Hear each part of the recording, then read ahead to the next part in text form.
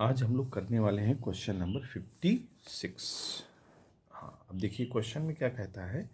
Two balls having masses m and 2m are fastened in two light string of same length L. The other end of the string are fixed at O. The string are kept in same horizontal line and the system released from rest. The collision between the ball is elastic. Find the velocities of the ball just after their collision. How high will the ball rise after the collision? तो देखते हैं इस question में, चूँकि ये दोनों की length same है लेकिन मासेस डिफरेंट है और उनको रेस्ट से नीचे उतारा जाता है यानी कि छोड़ा जाता है। तो ये देखिए कितना हाइट पर आएंगी, तो जाहिर सी बात है जो लेंथ ये होगी वही लेंथ ये होगी, यानी इतना हाइट को नीचे आएगी, ये भी उतना ही हाइट नीचे आएगी। लिहाजा कहने का मतलब ये है कि टकराने से पहले की वेलोसिटी पता कर लेते हैं। तो मान लीजिए इस पहले वाली बॉडी की u1 है, इसकी u2 है। अब हम law of conservation of energy लगा देते हैं। Half m u1 square is equal to mgh। अब h की जगह l हो जाएगा, तो यहाँ u1 की वैल्यू आ जाएगी 2gl। करेक्ट। सिमिलरली u2 की वैल्यू भी यहाँ पर 2gl आ जाएगी क्योंकि मासेस वहाँ कैंसिल हो जाएंगे। अब देखिए, चूँकि यहाँ पर law of conservation of momentum लगाएंगे हम लोग, तो टकराने से पहले उनका नेट मोमेंटम क्या था, नेट मोमेंटम। तो u1 देखिए, u1 की डायरेक्शन पॉजिटिव है और u2 की नेगेटिव है, तो माइनस u2। अब u1 की स्पीड क्या है, तो देखो यहाँ पर मास भी मल्टीप्लाई करेंगे ना, मोमेंटम के लिए मास भी मल्टीप्लाई करते हैं, तो यहाँ आ जाएगा m u1 की वैल्यू 2gl हो जाएगी और 2m और इसकी वैल्यू हो जाएगी 2gl, सेम 2gl ही है दोनों में। तो नेट जो मोमेंटम आएगा माइनस m 2gl आ जाएगा। ठीक है। अच्छा, अब टकराने के बाद देखिए, टकराने के बाद ये वाली बॉडी पहली वाली इस डायरेक्शन में जाएगी और दूसरी वाली इस डायरेक्शन में जाएगी, यानी इसको v1 कहते हैं, उसको v2 कहते हैं। तो हम ये देख रहे हैं कि टकराने के बाद की इनकी क्या मोमेंटम होगा। तो नेट मोमेंटम हम देखते हैं, इसका m v1 माइनस का, क्योंकि इससे लेफ्ट में है, और इसका हो जाएगा m v2। अभी हमें v1 v2 नहीं पता। देखो हमें पता है ना कि लॉ ऑफ कंजर्वेशन मोमेंटम क्या कहता है, टकराने से पहले का मोमेंटम और टकराने से बाद का मोमेंटम हमेशा इक्वल होगा। तो m v1 प्लस, अच्छा इसका 2m होगा, sorry 2m v2 is equal to minus m 2gl। तो यहाँ से m हम हटा देते हैं, तो क्या आ जाएगा, और साइन चेंज कर दीजिए तो ये प्लस का हो जाएगा। तो v1 minus v2 is equal to 2gl। ये हमारे पास एक इक्वेशन आ गई नंबर 1। अच्छा, अब चूँकि जो जो मतलब जो कॉलिजन है वो इलास्टिक है, तो e की वैल्यू 1 हो जाएगी। अब e की वैल्यू 1 हो गई तो देखिए फार्मूला क्या होगा, वेलोसिटी ऑफ एक अप्रोच होता है और वेलोसिटी ऑफ सेपरेशन। तो सेपरेशन की वेलोसिटी क्या लिखा जाएगा, देखिए v1 है माइनस में, है ना, माइनस में, और v2 है प्लस में। चूँकि देखिए v2 प्लस में है तो प्लस v2, ये सेपरेशन की हो जाएगी। अच्छा, अब ध्यान ये देते हैं कि सेपरेशन में क्या होता है, यहाँ पर जो v2 की वैल्यू है, v2 की वैल्यू माइनस v1 है। अच्छा, अब अप्रोच क्या होगा, अप्रोच होगा u1 माइनस u2, है ना। हालांकि यहाँ v2 माइनस v1 होता है, तो ध्यान दें, इस चीज़ को पहले करेक्ट कर लेते हैं। v2 माइनस v1 होता है बेसिकली, और यहाँ u1 माइनस u2 होता है, ये होता है फार्मूला। ठीक है। तो v2 माने इसकी, तो इसकी वेलोसिटी तो प्लस में है और इसकी वेलोसिटी माइनस में, तो फार्मूले में हमारा क्या हो जाएगा, प्लस v1 हो जाएगा। u1 हमारा पॉजिटिव था तो u1 ठीक है, तो u1 की वैल्यू हमारी कितनी निकली थी, 2gl। ठीक है। माइनस u2 क्या है, इस डायरेक्शन नेगेटिव, तो इसको भी प्लस कर देंगे तो क्या आ जाएगा, ये 2gl, सेम वैल्यू है।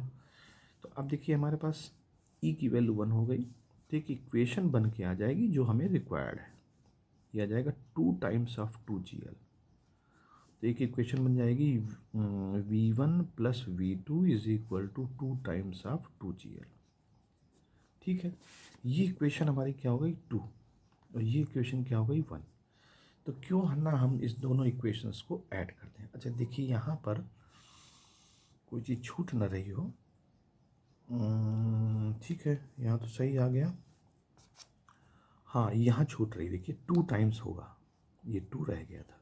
v1 minus 2v2 is equal to 2gl। अब दोनों इक्वेशन को ऐड करते हैं। ऐड इक्वेशन 1 एंड 2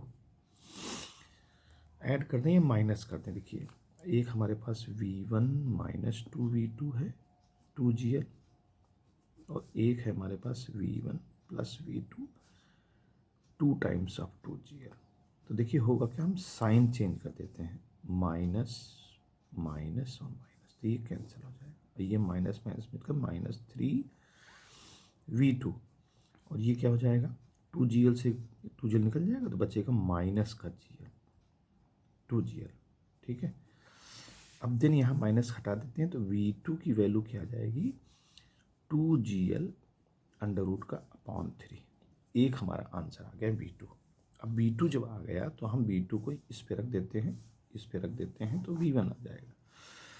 तो v2 को जब रखेंगे तो v1 की वैल्यू क्या बनेगी 2 टाइम्स ऑफ 2gl, और यहाँ जब उधर जाएगा तो ये माइनस हो जाएगा 2gl बाई 3 अंडर रूट का।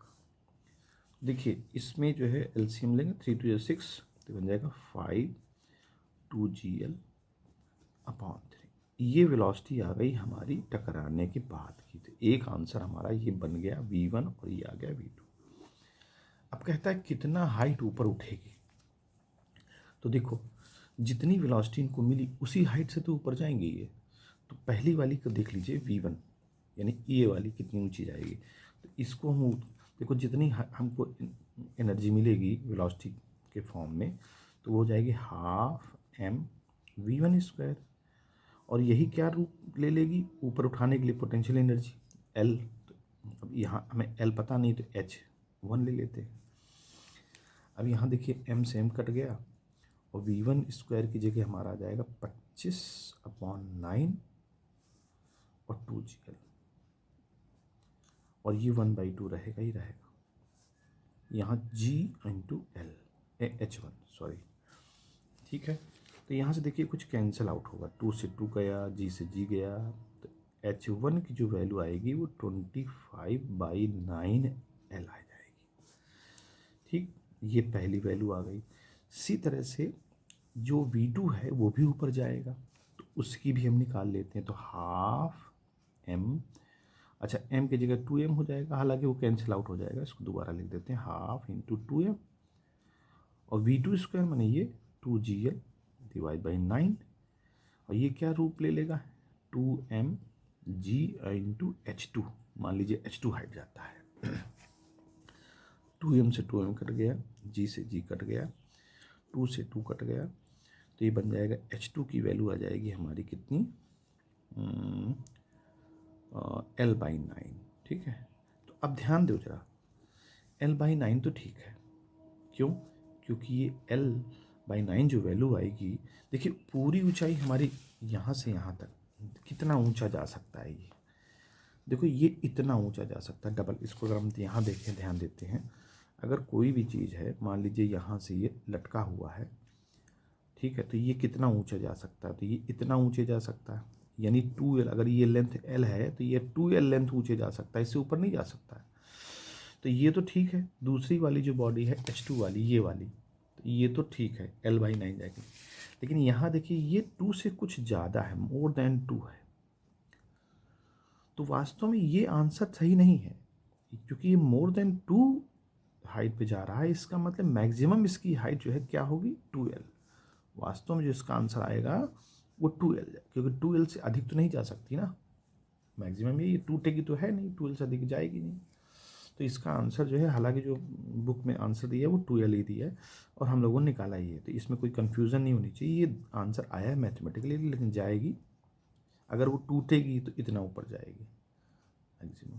तो इस तरह से जो है ये हम कर सकते हैं।